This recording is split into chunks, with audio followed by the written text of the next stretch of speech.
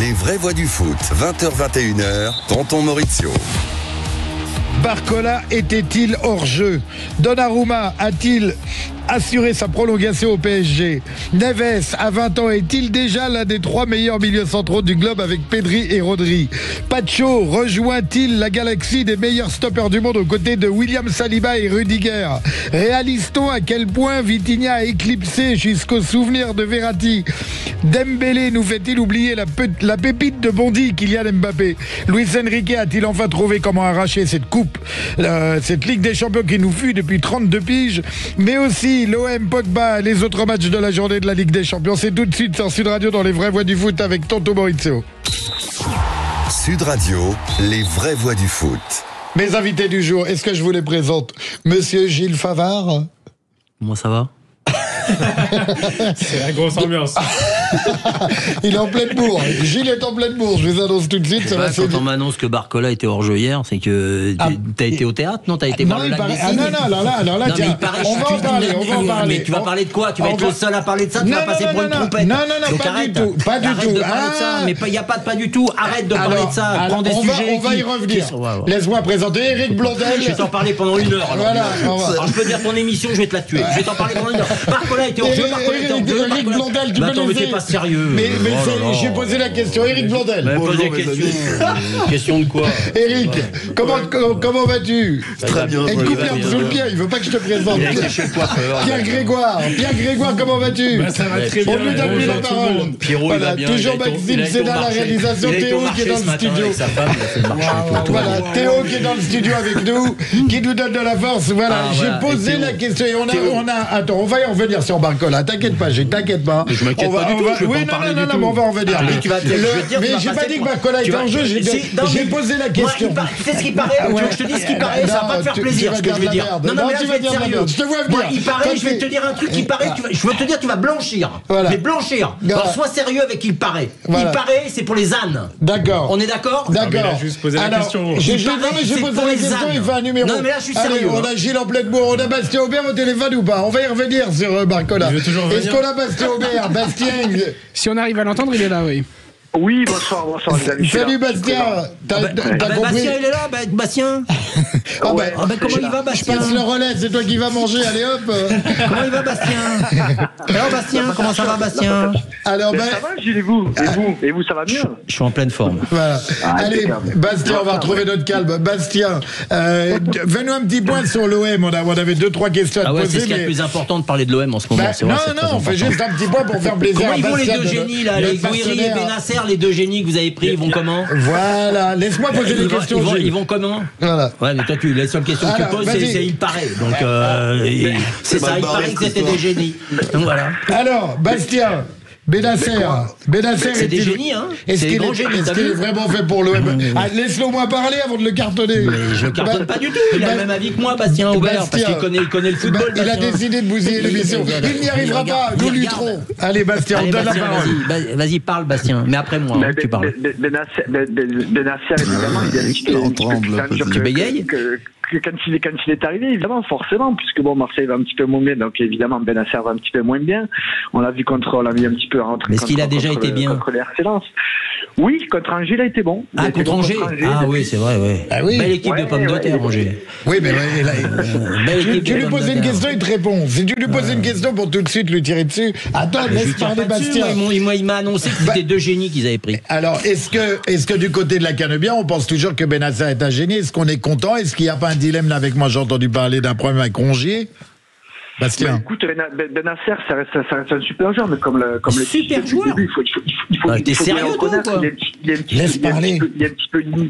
peu limité par son physique, mais bon, je dois quand même reconnaître que sur les derniers matchs, il est un petit peu moins bien, mais ça reste malgré tout un titulaire indiscutable. Là, il y a potentiellement Holberg qui va être malheureusement forfait pour le classique, donc je pense que Rongier va remonter d'un cran, ce qui me semble logique, et donc il va être titulaire et Benasser. Ça va être un petit peu intéressant de voir cette association qui est inédite pour le coup. Donc, sur ses problèmes physiques, il le savait pas c'est pas comme s'il le savait avant de l'enrôler. Il le savait. C'est surtout que là, il avait joué 13 matchs en 2 ans. Tu as parlé du match d'Angers, on en avait parlé ici juste après qu'il soit arrivé. Alors moi, je l'avais pas trouvé spécialement transcendant. Et après les matchs qui ont suivi, je trouve qu'il y a beaucoup de passes en arrière. Honnêtement, ça dessert l'OM de s'être passé de Rongier autant de temps. Alors ils ont pas non plus enchaîné les défaites. Là, en plus contre Lens, alors ils perdent un peu contre le cours du jeu, même beaucoup contre le cours du jeu. C'est un peu un hold-up. Ils butent sur un grand Mathieu Ryan dans le but. Mais je pense que revenir. Alors ils jouent Paris, ils chopent Paris ce week-end. Bon, on va voir dans quel état est le PSG après leur folle soirée d'hier. Mais je pense que l'OM, il devrait vraiment se concentrer. Gros sujet. Il devrait vraiment revenir. Bastien, bonjour, c'est Eric, ça va? Bonjour Eric, ça va et toi? Dis-moi, pour dimanche, t'as acheté du grillage ou pas? Là, tu parles à un pro parisien. Il y a plusieurs fournisseurs. Hier soir, t'as chanté avec Paris? Pour arrêter les ballons de Dembélé. Ça va être chaud dimanche. Comment tu le vois? Ça va être chaud de quoi? Barbecue va être chaud. Ça va être un petit peu déséquilibré, j'imagine un petit peu. Et bon, on va arriver le couteau entre les dents, j'espère en tout cas. J'espère que ça va être le mot d'ordre. Alors, il paraît que 2-1. Alors, il paraît, voilà, je vais encore mettre Gilles dans ma fouille. Je m'en fous, je dis ce que je veux, c'est maqué. C'est mon émission. Voilà, 2 Herbie qui piquent Greenwood et les joueurs qui s'entraînent mal. Est-ce que c'est une vraie info ou c'est un fake? Ouais, non, c'est une vraie info dans le sens où c'est quand même 2 joueurs qui en font un petit peu, pas malheureusement trop à l'entraînement, donc forcément au niveau investissement c'est un petit peu dommage, c'est un petit peu moyen. Maintenant, je pense que le fait d'avoir fait rentrer à la mi-temps contre les RC Lens, c'était une erreur parce que pour le coup, j'ai trouvé plutôt Nadir et Dédis plutôt pas trop mauvais dans leur rôle respectif. En tout cas, ils ont saisi leur chance. On a vu que les entrées de Greenwood et Lucien Riquet ont un petit peu déséquilibré cette équipe et surtout ils n'ont rien apporté. Donc, on a vu notamment sur le but de Lensois, Lucien Riquet est totalement en plot. Donc oui, il les a piqués, effectivement. C'est clairement une stratégie qui n'a pas marché sur ce coup-là. J'espère que le ton va être un petit peu haussé cette semaine à la commanderie parce qu'il va falloir arriver avec notre état d'esprit dimanche à Paris parce que là, ça va pas le faire. Ouais, ça fait 2 fois, excuse-moi, ça fait 2 fois qu'ils sortent, ça fait 2 fois qu'ils perdent, quand même. Ouais, c'est vrai. Il faut commencer à regarder. Tu vois la sagesse d'Eric. Non mais là, je vais être sérieux 2 secondes, pas plus. Je peux pas être sérieux plus de 2 secondes. Hier, t'as vu une double confrontation entre le Paris Saint-Germain et Liverpool et des 2 côtés. T'as vu des joueurs qui couraient, voilà. Quand tu me parles de Bennacer, il faut que tu lui expliques qu'au football, il faut courir. Si tu veux être un très bon joueur de football, tu cours. Si tu veux être un joueur de ballon, de bac à sable, tu fais comme fait Bennacer. Voilà, parce que Rongier, il a un Bennacer dans chaque jambe, je te le dis quand même. Il n'y a pas photo entre les 2 joueurs. Voilà. Non mais là, je suis sérieux, et que ça fasse plaisir ou que ça fasse pas plaisir, je le pense sincèrement, ce que je viens de te dire. Au football, il faut courir.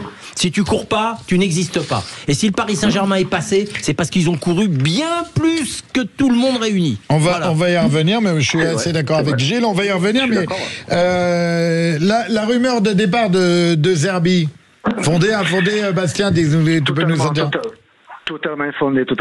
De Zerbi, il a pris un projet de 3 ans. Alors évidemment, on sait que dans le football, il peut se passer beaucoup de choses, mais un retour en Italie, je crois pas. On sait pas. Il y a encore 2 semaines, il disait qu'il avait plus envie d'entraîner, en France. Je te taquine. Non mais Bastien, non, il y a taquiné, pas taquiné. Depuis quand l'OM a eu un entraîneur pendant 3 ans? Explique-moi. Depuis quand? Oui, bien sûr, mais là c'est quand même différent. C'est quand même différent. Mais pourquoi différent? Mais pourquoi différent? Mais parce que le projet est en place, c'est un projet Longoria, Ravanelli. Mais quel projet? Quand tu fais 25 départs et arrivées par an par mercato, t'as un projet? Mais c'est ça un projet? Oui, complètement. Mais bien sûr, complètement. C'est un projet pour toi? Mais bien sûr, complètement. C'est le projet. Il a fait un début de saison pour tout simplement et puis on voit les résultats. Marseille est 2e, ça fait très longtemps que Marseille n'était pas 2e, donc c'est le début d'un projet. Ouais, donc c'est vrai. Bon, je me lève la nuit pour les voir jouer, Marseille. Il est remonté aujourd'hui, Je suis pas remonté. Non, mais là, je suis sérieux, je déconne pas complètement. Une dernière question, Pierre, on va libérer Bastien sur l'arbitrage. Alors juste pour finir sur ça, c'est que les rumeurs se faisaient insistantes, alors elles sont infondées. Bon, je souhaite pour l'OM, je suis pas pour l'OM, mais je souhaite pour eux qu'ils aient un projet, comme dit Gilles, de minimum quelques années, au moins pour voir ce que ça donne. Mais les rumeurs étaient surtout fondées au vu des difficultés que rencontre le Milan AC de Sergio Conceição et surtout la Juventus ont subi un affront le week-end dernier, une défaite 4-0 à domicile face à l'Atalanta, qu'ils n'avaient pas vu telle humiliation depuis plus de 50 ans, je crois, de mémoire. Ils ont un projet aussi. Ouais, le projet Mota avait peut-être été annoncé. Continue comme ça. Non, juste ce que tu penses de la nomination de Turpin, tout simplement. C'est Clément Turpin qui sera nommé dimanche. Je demande à un pro OM ce qu'il pense de cette nomination de Clément Turpin. Surtout que contre Nantes, ils avaient eu un arbitrage plutôt correct, l'OM. Donc pour une fois, est-ce qu'ils peuvent passer un week-end sans critiquer l'arbitrage ?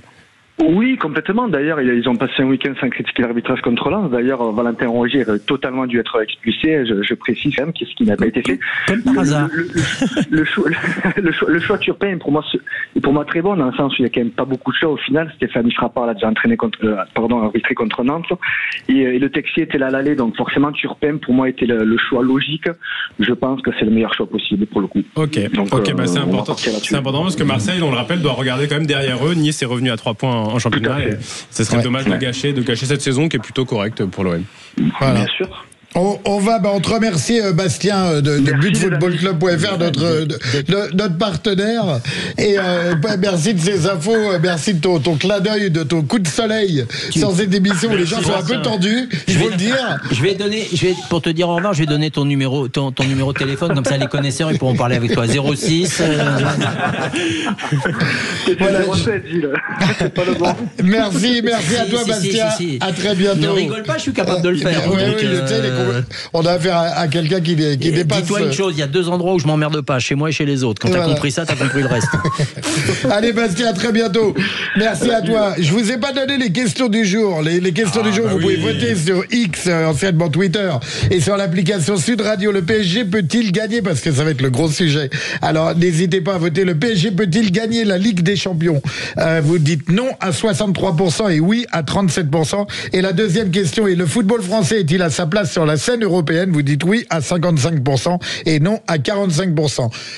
Est-ce qu'on peut, on marque une courte page de pub? On peut la faire maintenant si tu veux. On la fait maintenant et on revient pour parler du PSG et du hors-jeu de Barcola. A tout de suite, restez avec nous. Les vraies voix du foot, 20h-21h, Tonton Maurizio. Vous êtes de retour sur les vraies voix du foot, ça jette des boulettes dans le studio.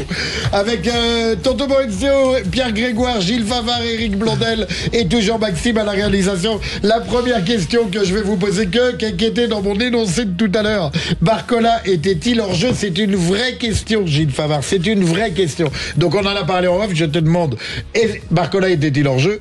Je dis non. À 100%. Je dis non à 100% parce qu'il y a la seule chose où maintenant on est sûr, c'est que le révélateur et la preuve au match aller, et un mec qui a mis un but qui était hors jeu d'un talon, ils l'ont vu.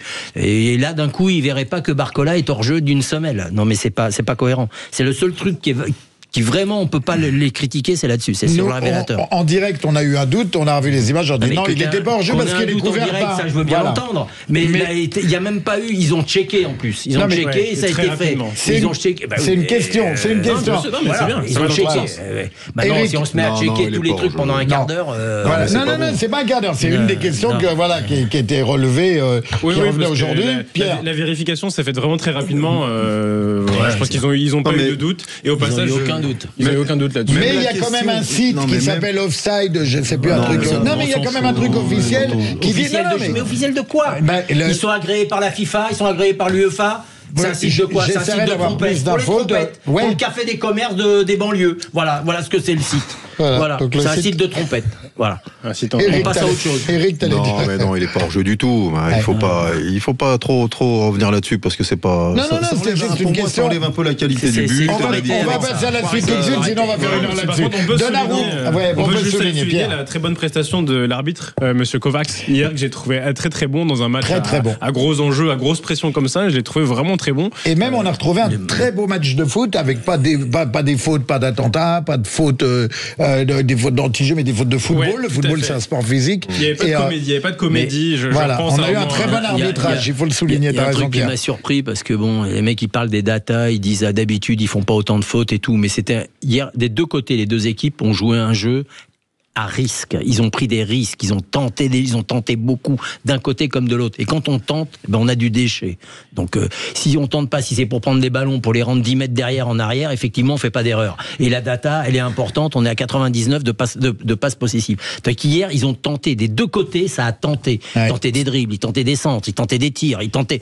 Et quand on tente, voilà, c'est l'attrait de ce. D'abord, c'est l'attrait de ce jeu. On a vu un football réfléchi, effectivement, des deux côtés. On a vu un football qui était dense, qui était propice aux échecs et qui était propice aussi aux bonnes actions, et c'est ce qui s'est passé. Et c'est pour ça qu'on a vibré pendant 120 minutes. Où ils ont été très très bons aussi, c'est sur le domaine défensif.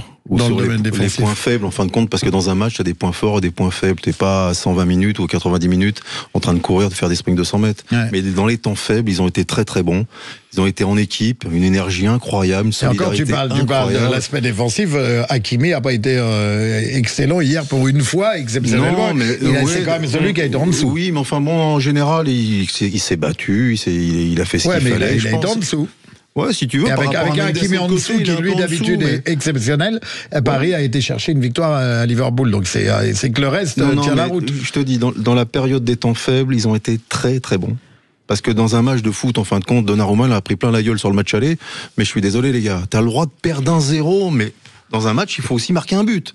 Si Donnarumma il en plein la gueule au match aller, et que les devant, alors qu'ils ont 3-4 occasions, ils en mettent pas un. Net. Oh les gars, c'est arrivé à un moment, voilà, c'est là. Et alors hier, dans les temps faibles, je te dis, ils ont été très très bons. Voilà. Alors tu parles de Donnarumma, c'est justement, c'était la deuxième question. Est-ce qu'il a assuré sa prolongation au PSG sur un match comme ça? C'est son match référence? Non, je pense pas, j'espère pas. Ou ils sont toujours sur Chevalier? Moi, se base sur ce match-là. J'espère qu'ils vont pas se baser que sur ce match-là pour dire on le prolonge. Non, mais le problème. Non, mais c'est le match référence. J'ose dire les termes. Le problème, tu sais, quand t'es dans des. On aime des. Moi, j'adore le poste de gardien, c'est un poste que j'adore, que techniquement j'adore. Moi, Donnarumma, c'est pas ma came comme gardien, c'est pas ce que j'aime. Mais hier, il a fait d'abord, il a joué contre nature parce qu'il est sorti très souvent, il a été au combat, mais où tu vois. Il les a gagnés. Qu'il les gagne mal quelquefois parce que justement il n'a pas cette technique pour s'imposer. Il fait 3 mètres de haut, il y a des moments il devrait pas s'approcher à 2 mètres les mecs, mais les mecs s'approchent quand même. Donc, mais on peut, sur le match d'hier, on peut rien. Il a même fait un match exceptionnel. Après, il a une base qui est terrible. Ce mec a fait, je crois que c'est 6 séries de pénaux qu'il a fait dans sa vie. Il a gagné les 6. C'est pas le fait du hasard. Nous, avec l'équipe nationale. C'est pas le fait du hasard. C'est pas le fait du hasard. Non, donc le hasard n'existe pas. Il a ça en lui. Maintenant, après, si vous avez un entraîneur qui préfère jouer avec un autre gardien, ils vont changer. Vous inquiétez pas, ils vont changer. C'est pas parce qu'il a fait le match de Liverpool, vous allez pouvoir le répéter 25 fois. Ça change rien. C'est une question. Quand un entraîneur a un truc en tête et qui veut un gardien qui joue différemment que lui, il prendra. Il prendra ce qu'il faut. C'est quoi ton style de gardien préféré? Lui, il l'a connu. Il l'a connu. C'est Bernard Lama? Bernard Lama. Oui. Le truc, un type comme Bernard Lama, si vous l'aviez au plus haut niveau, au top de sa forme, hier, il y a 5-6 situations compliquées qu'il aurait sur les sorties aériennes, sur les sorties aériennes, il aurait tout pris à 2 mains. Oui, et il y a longtemps qu'il aurait évité tout problème. Parce qu'un gardien qui te joue le Neuer des bonnes années, t'avais pas de cafouillage devant lui. Il réglait le problème avant. Donc le ballon, il retombait pas devant lui. C'est ça le problème. Quand il y a un cafouillage à 6 mètres, à 8 mètres devant toi, c'est que le gardien, il n'y a pas été avant. Mais quand tu as un gardien qui joue, et déjà, quand on joue, et il est bien placé pour le savoir, nous on les connaît en plus. On discute avec eux.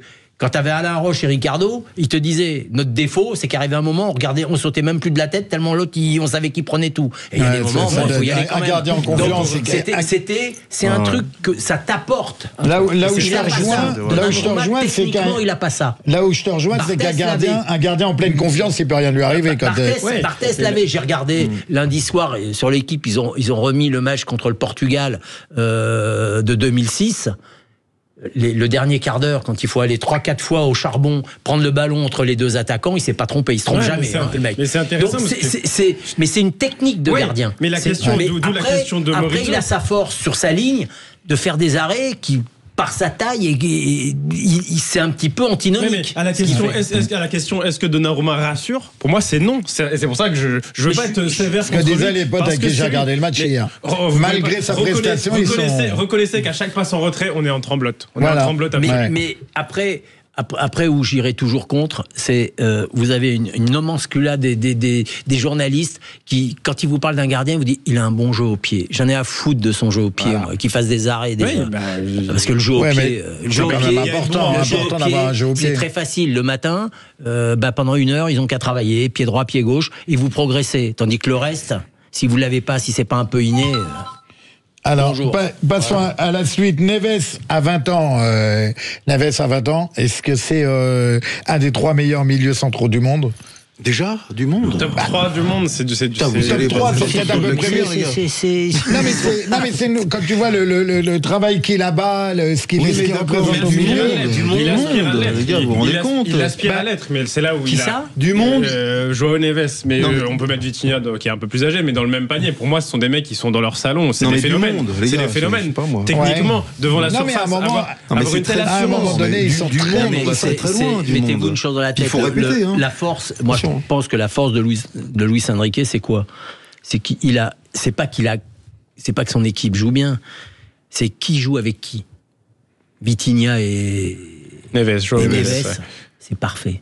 Parce que pour moi, hier, si tu me demandes lequel des deux a rayonné au milieu, je vais te dire Vitinha. Je vais pas te dire Neves. Mais l'un va pas sans l'autre. Voilà. Il y en a toujours un qui bonifie l'autre. J'avais dit en début de saison, c'est pas qui est bon, qui est machin. Et Dieu sait qu'au Paris Saint-Germain, on peut en parler, puisqu'avant on mettait que des bons joueurs. Mais en début de saison, j'avais souligné dans une émission, on peut retrouver les images, que le Paris Saint-Germain joue vraiment à l'image de son coach. C'est très très rare quand un coach met son empreinte, et avec des joueurs comme ça, de Neves, Vitinha, c'est vraiment, il a vraiment trouvé des fils spirituels. Ruiz qui passe aux yeux de tout le monde. Beaucoup de gens ne comprennent pas pourquoi Ruiz y joue. Ruiz, il est gaucher déjà. Ouais. Il est gaucher. Donc il équilibre le milieu, et il sait très bien que dans une équipe, il faut toujours un gaucher. C'est un truc, tous les entraîneurs, ils cherchent toujours un gaucher, parce que ça équilibre. Et Ruiz, mine de rien, tout le temps, il est toujours en train d'équilibrer l'équipe. Alors je vous dis pas que c'est un très grand joueur, parce que vous avez tendance à confondre les très grands joueurs et les bons joueurs. Mais là, vous avez 2 très grands joueurs qui sont Vitinha et Neves, qui sont appelés à un parcours extraordinaire de leur carrière. Et vous avez un bon joueur à côté qui colmate tout ce qu'il faut colmater. Il est là, et avec son pied gauche, il régule ce que les autres ne sont pas capables de faire. Ouais. Mais on est bien d'accord qu'au milieu, Neves et Vitinha commencent à prendre une ampleur. Du monde, ça va trop loin. Non, peut-être la question est peut-être un peu trop prématurée. C'est toi qui l'as fait la question. Bon, on est une équipe. On l'a fait ensemble. On est une équipe. On donnera pas de nom. Ils sont une équipe, ils sont 2. Tu connais pas ? On est une bande. Tu connais pas bouton pression. On est une bande de jeunes. Qui est la pression, qui est le bouton ?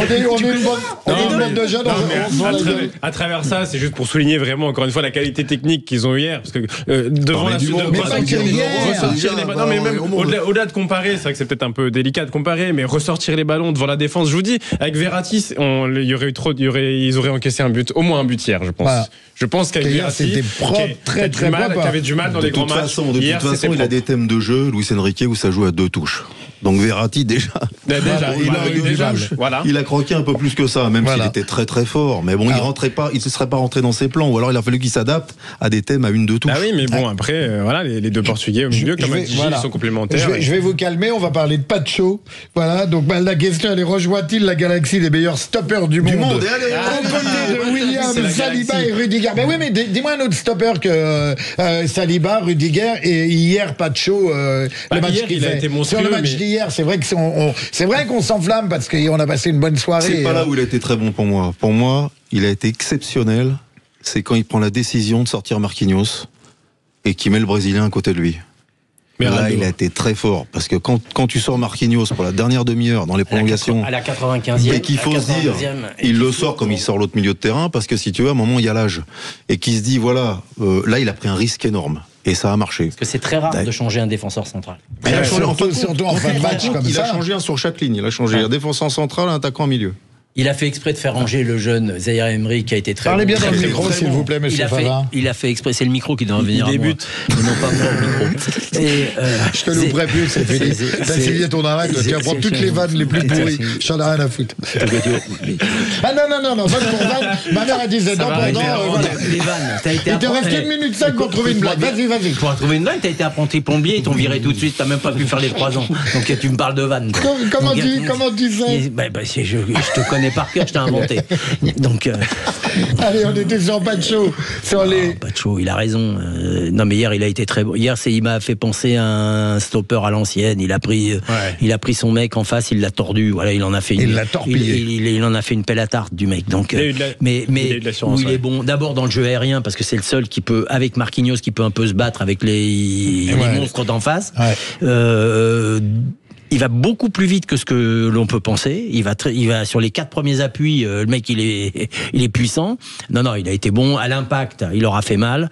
Et là, il y a rien à dire. Hier, il a fait un match XXL. Mais maintenant, ça arrive parfois que le PSG fasse des bonnes pioches en défense. Ça a été une bonne pioche. Juste pour souligner aussi ce qui vient de se dire, avant d'oublier, à noter la qualité des entrants hier pour le Paris Saint-Germain. Alors, je mets un peu Kang In-lee, Jocelyn Gourvenec hier en commentaire du match a dit que tous les entrants avaient été bénéfiques. J'ai un petit bémol sur Kang In-lee qui joue beaucoup moins, quand fallait l'accélérer, il a joué un peu à l'envers. Exactement, qui joue beaucoup moins en ce moment, qui a un peu de mal à rentrer dans son match. Mais sinon, Gilles l'a dit, Désiré Doué, magnifique rentrée. Le culot de Désiré Doué. On va terminer.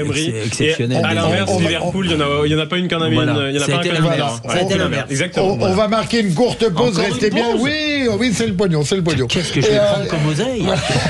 On voit ton rib. En tant qu'invité, tu peux pas savoir. On t'a pas encore dit. Allez, restez avec nous. On revient tout de suite. Les vraies voix du foot, 20h-21h, Tonton Maurizio. Vous êtes de retour avec nous sur les vraies voix du foot, toujours accompagnés de Gilles Favard, Éric Blondel, Pierre Grégoire et Maxime à la réalisation. On était sur le Paris Saint-Germain, Gilles Favard est déchaîné.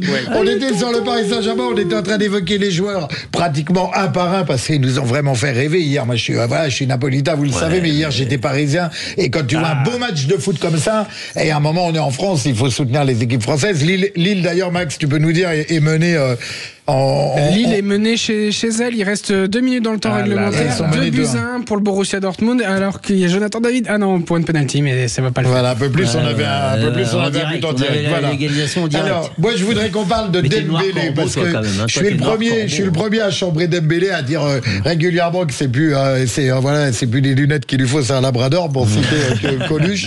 Mais là, est-ce que la métamorphose de Dembélé, qu'est-ce que vous pensez de Dembélé? C'est la métamorphose d'un groupe. C'est pas mais Dembélé, on est passé du tout au tout. Oui, mais l'énergie, c'est une énergie collective. Si Dembélé, il en est là, si Donnarumma a fait ce match-là, si toute l'équipe a bien tourné, c'est parce que tu vois bien, regarde quand le match est terminé, comment ils se sont tous sauté sur Luis Enrique. On est d'accord, c'est un effet de groupe. Il a formé un truc invraisemble. D'ailleurs, quand tu es devant ta télé, tu voudrais être avec eux. Parce que c'est tellement agréable de voir une équipe où il y a de l'enthousiasme, une bonne énergie, des gens positifs. On est d'accord que seul on va vite, ensemble on va loin, et que c'est pour ça que le groupe, la synergie fait qu'ils ont été faire l'exploit qu'ils ont fait hier. Mais Dembélé, il est passé du tir au pigeon à un super attaquant.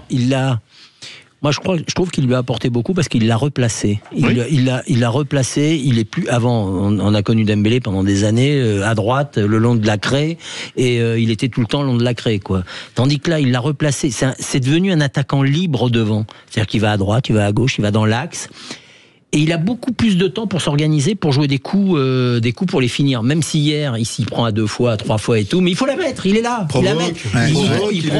Il est là, il les enjambe, il arrive, et puis au final, il la met au fond. Donc c'est un signe, il a mis 30 buts, déjà quand même, il faut pas l'oublier, en toute compétition confondue. Et c'est un type, très honnêtement, je vais te dire, je suis pas, et Dieu sait que moi je m'emballe jamais sur les joueurs. Si le Paris Saint-Germain, parce que comme tu as posé la question, est-ce qu'ils peuvent gagner la Ligue des Champions, maintenant ils deviennent de fait avec deux clubs, 3 clubs, allez, on va en mettre 4. Ils deviennent les favoris de cette compétition. Ils sont 4 clubs à pouvoir la gagner. S'il la gagne, il est ballon d'or.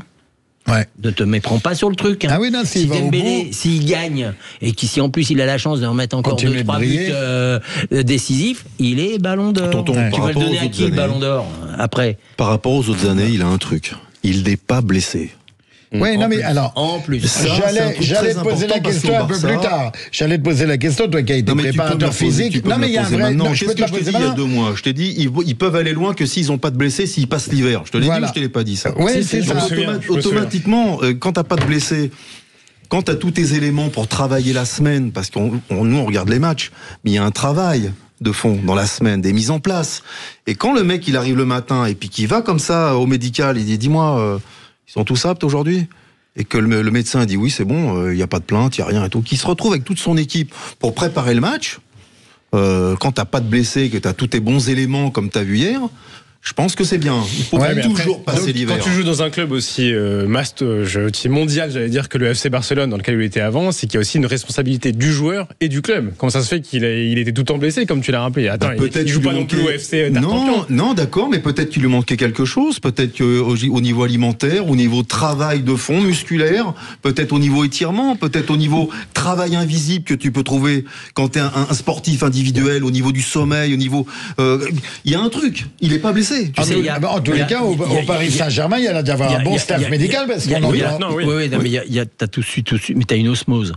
Quand il était au Barça, il y avait 2-3 vedettes. Un petit peu quand il est arrivé, il y avait encore Messi. Si ma mémoire est bonne, il y avait machin. Donc les mecs, ils ont des passes droits. Donc comme des mecs comme Messi ont des passes droits, eux, quand tu commences à leur dire un truc, ils disent je fais comme tout le monde. Donc il fait comme tout le monde, mais il devrait pas le faire. Tandis que quand il est à Paris, tout le monde fait la même chose. Tout le monde est au même diapason. Je pense qu'ils s'en sont très bien occupés. Eric a tout à fait raison. Il connaît le truc de la performance au millimètre. Et tout le monde est sur lui. Et je pense que quand il doit un petit peu sortir, qu'il doit mettre le pied sur la ligne jaune, il y a un mec ou deux qui lui a bien écrasé le pied pour vite qu'il le rentre. C'était ça ma question. Voilà. Il doit y avoir sûrement. Mais dans un grand club, quand tu as à Paris, que tu avais Neymar, Mbappé et Messi, si tu as un mec derrière qui te dit dis-moi, tu vois, il faut être sérieux, toi. Dis-moi, t'es sérieux, toi? Tu me prends pour un con, quoi. Les 3 autres là-bas, ils font ce qu'ils veulent, et moi, il faut que je sois sérieux. C'est compliqué à gérer, je te le dis. Mais ça existe, ça. Quand tout le monde est logé à la même enseigne, c'est ce qui se passe, et c'est ce que j'avais prédit en début de saison avec le départ de Mbappé, qui allait libérer un petit peu tout le monde. Et là, t'as l'impression qu'il y a vraiment, pour rejoindre ce que tu viens de dire, Eric, un groupe. Il y a vraiment un groupe, il n'y a pas une tête qui dépasse, et ils sont tous logés à la même enseigne. Oui, mais parce que la star de l'équipe, c'est l'entraîneur. Et arrivé un moment, il faut s'adapter. Si. Peut-être qu'il prend la foudre pour libérer son... Peut-être qu'il apprend parce que il a raison. La star de l'équipe, c'est l'entraîneur. Mais bien sûr. Voilà, c'est la vraie star. Voilà, il prend toutes les critiques et comme ça, ses joueurs sont pépères. Et vous n'avez pas remarqué un truc hier? Première conférence de presse qu'il fait au micro de Canal, il parle en français. Ça, c'est un signe. Quand un entraîneur s'adapte à la langue où il travaille, c'est un signe. Il était temps, petit navire. Comment ça, il était temps? Il a donné toutes ses conférences en espagnol. C'est bien, il y en a qui n'ont jamais parlé. Oui, non, mais c'est bien la première qui donne en français. J'ai jamais entendu parler en français. Ça va partir en droite. Gilles, t'es en train d'énerver Gilles, toi? Non, du tout. Je trouve que ça doit faire longtemps qu'il comprend très bien le français. Parce qu'il fait l'âne pour avoir du son. Oui, il a bien parlé quand même hier. T'as raison. Et pour parler comme il a parlé hier, c'est que ça fait longtemps qu'il doit savoir. Et il écoute les trucs. Et puis et le jour où il a eu envie de dégainer en français, c'est le jour où il est en position de force. Voilà. Hier, il est en position de force. Bien sûr. C'est un mec super intelligent. Il est en position de force. Oui. Je vais vous montrer. Je vais vous montrer que je comprends. J'ai tout compris de ce que vous m'avez dit depuis 6 mois. C'est là que tu vois que c'est pas un charlot. Je te le dis. Non, mais là, de toute façon, comme on dit, c'est à la fin du bal qu'on paye les musiciens. Là, comme il dit, il est en position de force. Il parle, il s'exprime. Voilà, il est en pleine confiance. Et puis là, il va mettre. Et puis il réglera ses comptes peut-être comme Aimé Jacquel l'a fait à une certaine époque. Oui. Après coup, mais c'est surtout là, c'est clair que l'image est très très bonne. Les résultats vont pour lui. Et l'image du club est vraiment très très bonne. Il faut reconnaître que tous les voyants sont au vert. Après, je vais peut-être un peu mettre un bémol ou être un peu le rabat-joie. Il faut quand même pas non plus oublier ce qu'il a fait de mal avant. C'est pas ça que je tiens à dire que depuis des semaines, depuis des mois, c'est très très bien. Ça veut pas dire que ça oublie les fois où il a tenté des choses. Il a tenté des choses qui n'ont pas marché. Il a tenté des choses qui n'ont pas marché, sachant qu'on vient d'apprendre la élimination du LOSC, malheureusement, je crois, en direct. Oui, c'est terminé à Lille. 2-1 pour le Borussia Dortmund. Lille qui termine en 8e. On se demandait, on dit on n'a pas dit de conneries, Gilles s'énerve. Voilà, au moins on sait que c'est bon. T'es passé à deux doigts de la correction. Ça fait pas plaisir que le LOSC soit éliminé, mais voilà. Ouais, c'est quelle tristesse, déçu pour les Lillois. Bon, voilà, on va compter sur le PSG. PSG et sur Lyon en Coupe d'Europe. Non, j'ai rien contre, parce que maintenant je partage l'enthousiasme. Évidemment, depuis des semaines, c'est un très beau jeu. Il a un groupe qui est à sa main. Il n'y a aucun souci. Qu'est-ce qu'il n'y avait pas avant ? Qui n'y avait pas avant, c'est qu'on le voyait l'année dernière. L'année dernière, la manière dont il est un puzzle à monter, les gars. Oui, non, mais en début de saison, même si, on voit ça d'un œil, on n'est pas des pros, on voit quand même ce qui se passe. Il nous a fait des compos, on comprend pas les compos, on comprenait pas tout. Ce qu'il n'a pas dit il y a un an, vous verrez ce qui se passera dans un an. Ils l'ont tous dit, ils le disent tous. Oui, ils le disent tous. Attendez la fin. Mbappé, il a dit oui, nous on est là pour aller au bout, pour gagner la Ligue des Champions. On n'est pas là pour les tours. Qui est là pour préparer une équipe, il monte un puzzle pour les 11 du départ. 7 ou 8 sur le banc et les autres qui restent au centre. On est le 12 mars, tu nous dis ça aujourd'hui, on peut pas te contredire. Voilà, maintenant qu'on est un an plus tard, effectivement ça marche. Donc ça, on est obligé de lui tresser des lauriers. S'il se fait cogner par l'OM et s'il se fait cogner par Aston Villa, quel discours t'auras dit, mais laissez-le, il a monté son puzzle. Par l'OM, ça m'étonnerait. Non, ça va être compliqué. Il va faire une dédicace à Gilles. Gilles, c'est pour toi. Non, mais moi, de toute façon, je suis peut-être pas. Non, mais tu vois ce que je veux dire, Eric. On essaye d'être. Tu peux pas avoir été entraîneur du Barça, entraîneur de la sélection espagnole, avoir joué au Barça est une pipe. Il fallait lui laisser du temps. Il avait raison. Voilà, c'est tout point. Ok. Tu peux revenir dans ce que tu veux. Les faits sont là. Je suis désolé, les gars. Putain. Ouais. Après, un qu'on n'a pas évoqué, c'est Barcola hier. Est-ce que Barcola est pas au-delà de son hors-jeu? Est-ce qu'il n'est pas un petit peu pas en demi-teinte, mais est-ce qu'il n'est pas sous régime? Non, il faut le changer. Non, mais et on a eu Gvara et Barcola. Mais tonton, c'est des joueurs qui sont jeunes. Tu vas pas les avoir au taquet comme ça pendant 60 ou 40 matchs. À un moment, t'as qui sont un peu moins bien, comme Hakimi hier. Mais c'est une question, Eric. J'aime ta réponse. On va revenir sur Luis Enrique. Je crois qu'il gère très bien le truc. Barcola, il le fait débuter. Si tu regardes la prestation de Désiré Doué et que tu regardes la prestation de Barcola, naturellement, tous les cafés du commerce vont dire il faut faire jouer Doué. Ouais, c'est ça. Mais la vérité, c'est que Barcola a fait le taf avant que l'autre. Non, je te dis pas que Barcola a fait. Je suis comme toi, je l'ai trouvé moyen hier, mais il est moyen, mais il est chiant. Parce que pour les défenses adverses, il faut constamment qu'ils aient un œil sur lui. Ils peuvent pas l'oublier. Je te le dis tout de suite. Donc ils sont constamment et ils gèrent très bien le truc. Au moment où ils sont... Regarde, c'est un des premiers qui sort tout le temps, Barcola. Le 55e, entre la 55e, 60, 65e, il le sort. Il sait que le mec, il doit avoir un petit moteur. Il le sait. 60, 65e, c'est le premier changement que tu dois faire. Donc il sait, et il fait rentrer l'autre qui sera un monstre pour moi, parce que Désiré Doué, ça va être un monstre. Je l'ai vu faire 2-3 trucs. Il y a longtemps que j'ai pas vu Qu'est-ce qu'il est jeune. Récemment, c'est lui qui avait fait un contrôle à la Neymar et que je voulais lui faire une dédicace. Entre le contrôle, la frappe, le temps qu'il met, c'est... Il a une gestuelle exceptionnelle. La balle, elle sort à 100 000 de son pied. Il a une belle frappe. Non, il a vraiment tout pour être... Lui, il a vraiment tout pour être un grand. Et puis l'insouciance qu'il a... Il le protège. Il le protège, il le met pas. C'est pas un gyrophare, le mec. Il le gère très très bien. Et devant, il a quand même des monstres. Le Georgien là, mais il doit vivre dans un arbre, le Georgien. Il est toujours en train de courir, il tacle, il machin, il met des coups, il en prend, il est toujours debout. Et vous avez rien vu, vous avez rien vu. Vous avez rien vu. Nous, on l'a eu à Naples. En plus, il est bon. Tu l'as eu à Naples, toi? Ouais, on l'a eu à Naples. Tu sais, la petite équipe qui y a en bas de la scie, qui va gagner le calcio. Gagner le calcio. Vont gagner le calcio, tu sais. Tu sais ce que c'est le calcio? C'est un plat de pâtes chez lui. Ils vont gagner un plat de pâtes. J'aimais bien. Tu vois, je l'aimais bien. Je vous le dis, j'aimais bien Gilles Favard, mais voilà, c'est bon. On va gagner quoi, Naples? On va gagner le calcio. Je sais pas, il y a un journaliste qui a dit oui, l'Inter va probablement gagner le calcio. Enfin, il a affirmé ça, je crois qu'il a utilisé ce mot-là. Il y a un mec un jour, il a dit que je battrais Usain Bolt à la course. Et alors? Mais il l'a dit, il y a un journaliste qui l'a dit. Il connaissait bien l'athlétisme. Est-ce qu'on marque encore une dernière petite page? Encore, allez, une petite courte pause publicitaire et on vient avec la minute de Pierre qui va nous faire Pierre qui va nous faire un tour d'Europe des stades et on finira 2 mots sur le PSG. Restez avec nous sur les vraies voix du foot. Promis, c'est la dernière, Gilles, promis. Les vraies voix du foot, 20h-21h, Tonton Maurizio. Vous êtes de retour avec nous sur les vraies voix du foot. C'est vraiment dommage qu'il y ait ces... Enfin, on est content d'avoir de la publicité. Non, c'est mieux. Oui, parce qu'en off, il s'en passe et il y a des choses qui sortent qu'on peut pas répéter à l'antenne. Vous êtes toujours avec Pierre Grégoire, Gilles Favard, Éric Blondel, Maxime à la réalisation. On était en train de parler du PSG. Voilà, on est bien d'accord. On va terminer, on va conclure sur le Paris. On est bien d'accord qu'on a passé une belle soirée. On a vu un beau match de foot. On n'a pas besoin d'être fanatique. Forcément, c'est mon cas du Paris Saint-Germain, je suis ni pour ni contre, mais pour avoir passé un bon moment et être fier. Les personnes neutres ont dû prendre franchement beaucoup de plaisir, mais de même que les Parisiens, bien sûr, puisqu'il y avait tout dans ce match, forcément, et même dans la double confrontation. Alors, ça peut paraître au forceps, puisque c'est une séance de tir au but. Alors, moi, je refuse de dire que c'est la loterie, par contre, les tirs au but, c'est jamais de la loterie pour moi. C'est vraiment qu'un exercice compliqué, qui fait partie du foot. Psychologiquement très compliqué, et Donnarumma, force est de constater qu'il a pris l'ascendance sur Alisson hier.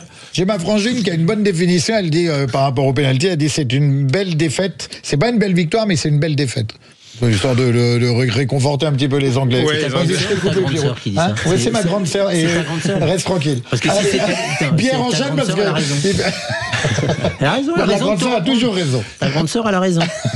Allez, Pierre. Ta grande sœur, c'est toujours elle qui t'habille le matin et tout quand tu vas à l'école. Elle est déchaînée, ça y est. Arrête où je parle de ton C'est l'histoire de Coupe d'Europe. Bien. En plus, on venait aussi. C'est elle qui te repasse ton linge et tout, qui te fait des petits t-shirts. Bah oui, mais forcément, j'ai du vrai linge. Je m'habille pas comme Charlie Ingalls. On venait de parler de notre déception juste à l'instant du match de Lille qui viennent de se faire éliminer, comme on l'a dit. Je voulais juste signaler que Dortmund faisait vraiment pas une bonne saison et que c'était vraiment prenable cette année. Ils sont plus proches du dernier de la Bundesliga que du premier cette année. Maxime nous a dit en off 2 occasions de but. Exactement, dont un pénalty. C'est dégueulasse. C'est dégueulasse, en même temps c'est le football. Un pénalty litigieux de l'ancien joueur de Dortmund, Thomas Meunier, mais voilà, comme quoi, en plus, il y a encore un pénalty litigieux. Ouais, mais il est mal placé, on a revu les images. Oui, non, mais on a vu, l'action n'est pas bonne, quoi qu'il arrive. Enfin, s'il savait défendre, il y a longtemps qu'on le saurait. Le Lillois, c'est dans la boîte, on l'enverra à Thomas Meunier. Tu peux lui envoyer. Tu t'es encore fait un mail. Mais tu viens ici pour te faire des amis, toi. Mais t'es une vraie machine. Moi, tu sais, j'ai un autocar derrière, il m'attend. Mais je crois qu'on est passé au TGV maintenant, parce qu'il faut approcher les wagons. L'autocar est plus assez grand. Allez, Pierre, ton petit tour d'Europe.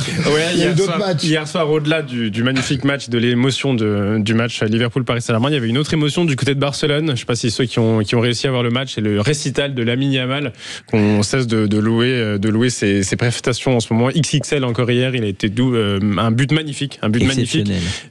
Sa frappe enroulée avec une vraiment décontenançant. Enfin voilà, il est vraiment d'une insouciance incroyable et une passe décisive entre autres pour Rafinha qui a planté un doublé encore une fois, l'ancien Rennais. Rafinha, Barcelone, faudra vraiment compter sur eux ou pas si on est parisien, mais voilà, je pense qu'ils ont de grandes chances d'aller au bout. Il y aura en face un alléchant Inter-Bayern en quart de finale, un remake de la finale de 2010 remporté par les Italiens, un bon souvenir pour l'équipe de José Mourinho à l'époque. Le Bayern qui s'est débarrassé plus facilement que ce que j'avais prédit. Bon, désolé, je me suis trompé, ça m'arrive. Du Bayer Leverkusen de Xabi Alonso, 3-0. C'est souvent. On se voit qu'une fois par semaine. Faudrait que t'évites les pronostics. Mais ça lui suffit de voir une fois par semaine. Et pourtant, je reviens chaque semaine. Il y a hier 2-0 sans trembler avec un bijou collectif, le deuxième but d'Alphonso Davies, je le recommande. Autant il y a eu des buts magnifiques à Barcelone et un but d'Harry Kane pour ouvrir le score et Alphonso Davies au terme d'un magnifique mouvement collectif. Donc le Bayern, ça passe. L'Inter également, ça passe avec un but de Marcus Thuram, un autre penalty vraiment très litigieux. Bon, c'était plus que litigieux. Voilà, c'est déjà je vais pas remettre une couche sur l'arbitrage, mais sans déconner, on marche sur la tête. On marche. Non, disons-le, inexistant. À un moment, il faut le souligner. Autant on a eu un super arbitrage sur Liverpool PSG, autant là, tu revois les images, t'as beau revoir les images. Non, mais il faut le souligner, Gilles, il faut le souligner. Ça fait 3 minutes que vous en parlez. Non, on dit que la VAR est là pour lever les doutes. On dit que la VAR est là pour lever les doutes, c'est bien quand ça le fait, mais franchement, hier, il y avait rien du tout. On va finir sur l'arbitrage d'Inter Feyenoord. Parfait, on a 10 minutes. On a 10 minutes, allez-y, on va en parler.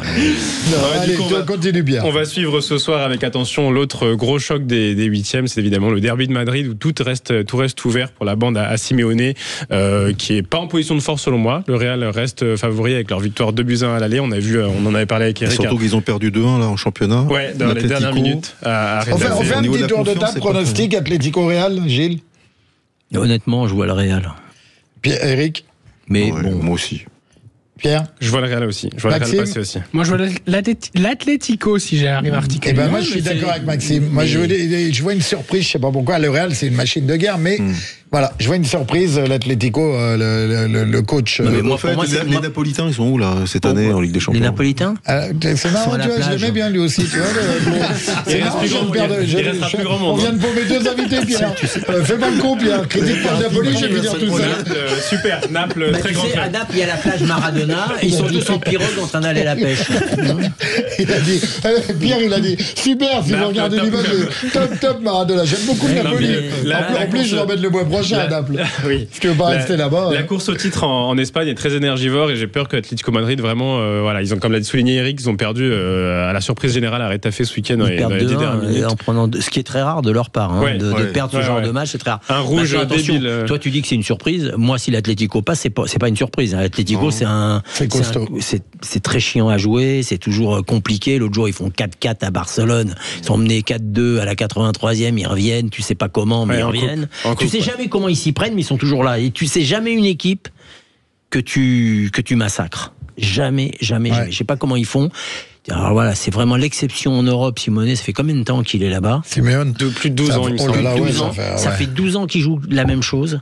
Ça fait 12 ans c'est des serpillères, les joueurs, et il arrive toujours à en sortir le maximum. C'est un peu un coach à la Conte, il va les épuiser. Il est meilleur que Conte, ça va. Il est meilleur que Conte, je sais pas s'il est plus titré que Conte, je crois pas. Il est axé sur l'effort physique, le repli défensif, et on parlait tout à l'heure de l'entraîneur. Essorer les joueurs. Il les essore, les joueurs. Et ben comme voilà. Oui, mais les joueurs, ils sont contents d'être chez lui. Mais les joueurs de Conte aussi, les joueurs d'Antonio Conte aussi, les joueurs sont contents d'être essorés, mais c'est difficile, c'est compliqué. Et puis il y a des joueurs qui doivent aimer ça. Il est forcé de constater que si Griezmann a atteint ce niveau-là, c'est aussi au contact. Mais il aime ce style de joueur. Il aime ces joueurs. D'abord, il avait profil espagnol. Il avait des très bons défenseurs. Il avait des défenseurs extraordinaires. Il y a 5-6 ans, il avait une défense. Après, il a des joueurs à coups. Il a des joueurs qui font des coups. Griezmann, c'est un joueur qui fait des coups. Il joue 4 coups dans le match. Et il joue 4 coups gagnants. C'est ça le truc. Ouais. Et c'est Griezmann, c'est ça. Il y a des moments, tu le vois pas pendant une demi-heure, et puis d'un coup, ping, il vient, il te pique. Et il se trompe pas. Donc, il a ce style de football. Alors, on aime ou on n'aime pas, mais il est très, très efficace. Et effectivement, ça va pas être une partie de plaisir pour le Real. Mais le Real, dès qu'on arrive le 15 mars, c'est un autre jusqu'au mois d'avril, t'as l'impression que tu les changes, que tu les as mis dans un. Ils sont programmés pour le mois d'avril, les mecs. Qui viennent de réapparaître. Tu sais pas pourquoi. Là, les mecs, ils ressuscitent au mois d'avril. Voilà, c'est. Jusqu'au jour où ça va lâcher. Pour l'instant, ça lâche pas beaucoup. Ils ont gagné, je sais pas, que 14 ou 15 Ligues des Champions. Ils sont loin devant tout le monde. Ça va lâcher. Bah oui, ça lâche pas beaucoup. On parlait du. La chance de l'Atlético, c'est qu'on est le 12 mars, c'est pas encore le 15. Donc. Ouais, mais voilà. Bien joué, Max. Tu vas prendre des cartons de partout. Ça va se lever de tous les côtés des jaunes. Tous les jours, tu travailles? Oui, tous les jours. Parce que je pense que tu as besoin de repos. Je te dirais oui, garde sa voiture. Je voulais faire un tour de table rapide c'était pas prévu, mais Lamine Yamal, on l'annonce. Certains l'annoncent comme. Alors, j'ai pas dit. Il paraît, du monde. Non, pas du monde, mais il paraît. Certains commencent à parler qu'il serait meilleur que Messi à l'avenir. Oh là là, je sais que vous allez. Ah bah oui, non, mais c'est pour dire, parce que Lamine Yamal, à chaque fois que tu vois Lamine Yamal, tu te dis quand même, il a combien, 17 ans, 19 ans, 18 ans. C'est pas le même type. C'est pas le même profil, mais je veux dire. On disait la même chose de Messi au même âge. Est-ce qu'il va être meilleur que les autres? Messi a fait une carrière hors norme. C'est peut-être. Parce que Lamine Yamal, je te dirais pas ça, parce que j'ai eu la chance de voir jouer Pelé, donc je reste sur mon truc, mais je suis pas objectif. Mais je pense que Messi, des 20, 30, 40 dernières années, c'est ce que j'ai vu de plus fort. J'ai jamais vu un joueur qui était capable de faire ça. Maintenant, je vois ce gamin qui joue, qui est fantastique. Et toujours pareil, tout à l'heure, je t'ai dit, Dembélé, il sera Ballon d'Or s'il gagne la Ligue des Champions. Si Barcelone gagne la Ligue des Champions, il sera Ballon d'Or. Voilà, c'est tout. Mais le mec est exceptionnel. Il y a 2 ans, c'était Mbappé. Mais les saisons sont longues. Non, mais Lamine Yamal, c'est quand même un Les saisons sont longues, les années sont longues.